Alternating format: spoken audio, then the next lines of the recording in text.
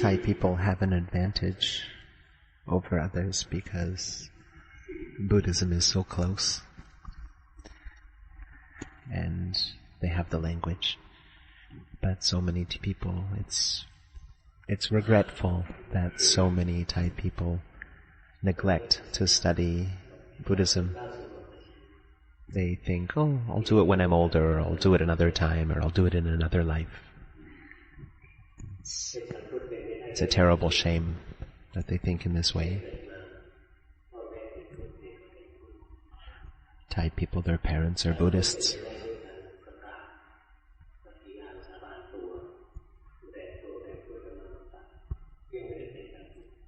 But the truth is, people that have the name or the culture that they are a Buddhist doesn't really mean that they are true Buddhists. True or a genuine Buddhist has to understand the Buddha's teachings. What did the Buddha forbid us to do? What did the Buddha tell us to do? We have to know what the Buddha taught us to do and not to do. The Buddha taught what it is that we do, how it is that we do it, why we do it, and also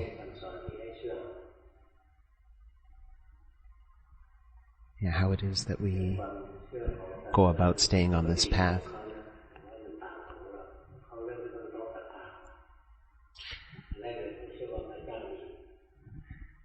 In other religions that are theological religions, they start with faith. We have to start with believing that there is a God, for example. In Buddhism, we have to believe in the potential of a human being. We have to see that a human being is someone who has a tremendous ability to cultivate or develop qualities within oneself.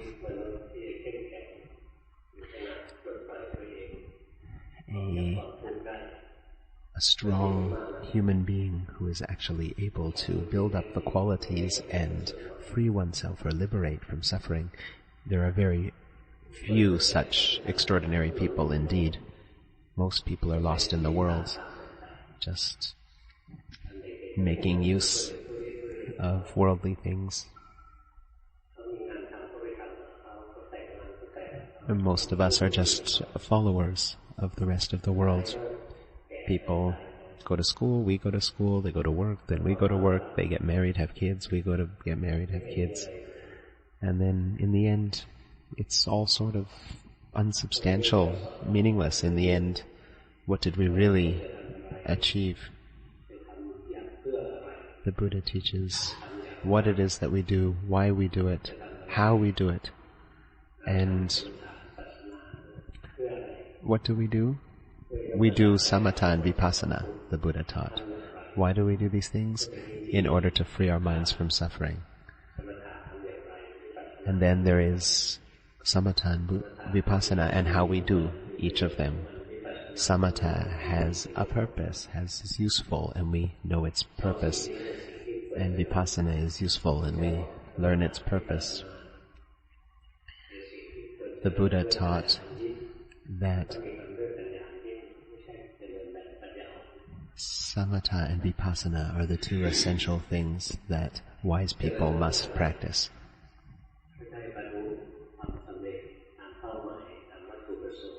And we become clear in our objective, which is to free ourselves from suffering once and for all, not just from dying or after death, but free our minds from suffering right now, right here in this life. If we practice correctly, the body can free it, the mind can become free of suffering and free of desire, but not free of bodily desires or necessities. If anybody thinks that an arahant has to be like a robot, then they're thinking wrongly, incorrectly, arahant has a body just like everyone else, has to take care of it. It gets ill. It